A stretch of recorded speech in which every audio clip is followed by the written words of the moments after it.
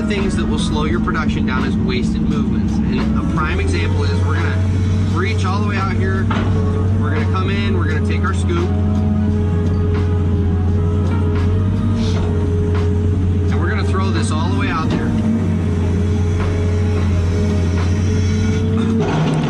Now, wasted movement from here would be to bring our boom up, bring our stick in, curl our bucket, start to turn, because what am I going to have to do now?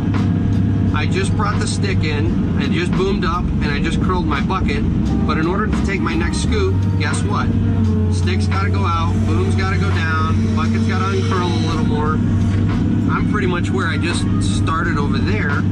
I just wasted all that movement. So if we wanted to go fast in production, we would take our bucket,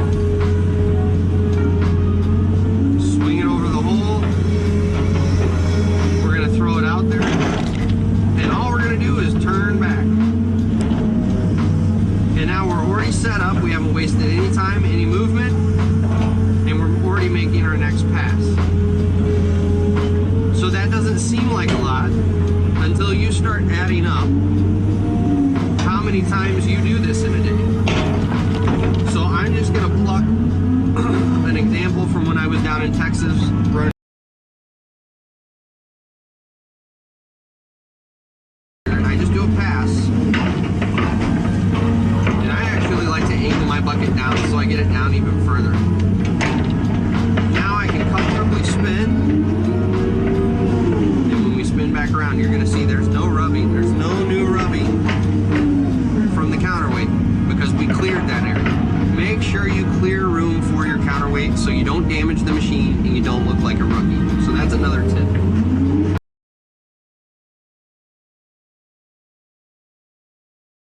Is use jump turns when possible. If you don't know what a jump turn is, that's the classic how an excavator moves around that you see on the job site. It's where you lift your tracks up off the ground and then you use your swing to help move you left and right. The reason you use jump turns is two reasons.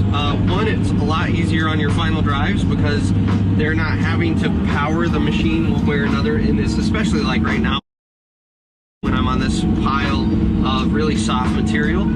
It's a lot harder for them to turn the tracks, so your swing motor will assist your final drives. The second reason is, if I were to just start turning right now, I mean, you can see right now, the finals don't even want to move. That's how thick this material is. And part of the reason is as I turn, I'm pushing material up against this side of my undercarriage, and now I'm moving all of that material along with the weight of the machine. Versus if I lift myself up, now I'm not moving any of that material. Now the tracks can freely spin because they're not acting like dozer blades on the ground. So jump turns are really helpful for getting your machine around.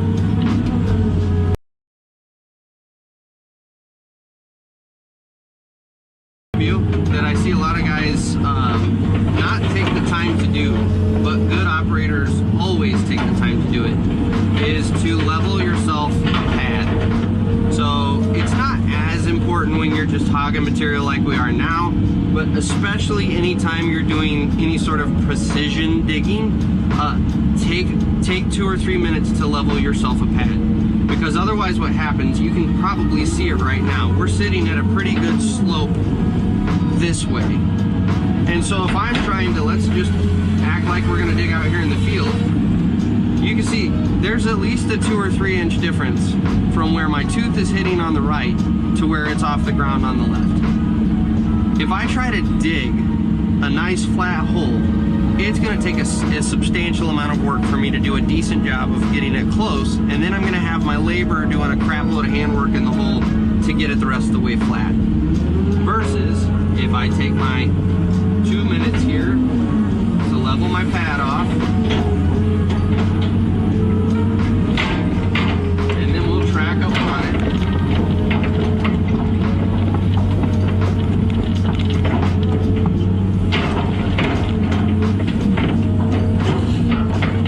Now you can see when we go out there, now I can dig a nice flat hole. I save my labor a ton of handwork.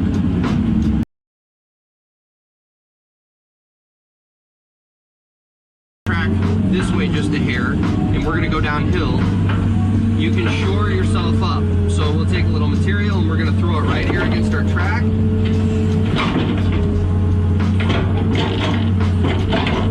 now as we cast forward, it's going to pack that material down. And you can see we've got a little bit of a rise, but that's because that material's still fluffed. So a way you can compact it and get yourself leveled out and get you a bucket, stick it out there, and just drop the boom.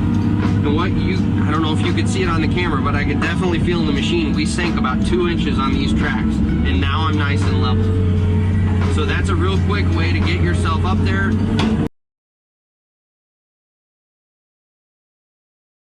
In excavators is, it's important to know where your power comes from. You have two functions that create the most power for you in an excavator. The first one is your boom.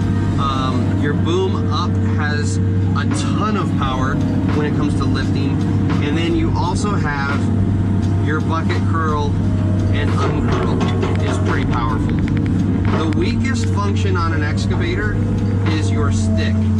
And of the stick functions, stick out is the weakest by far. And so a lot of times what I'll see guys do is in a craning situation, you may have your load out here and you're trying to lift something heavy, and everyone's tendency is to try to stick out because that would lift the load higher.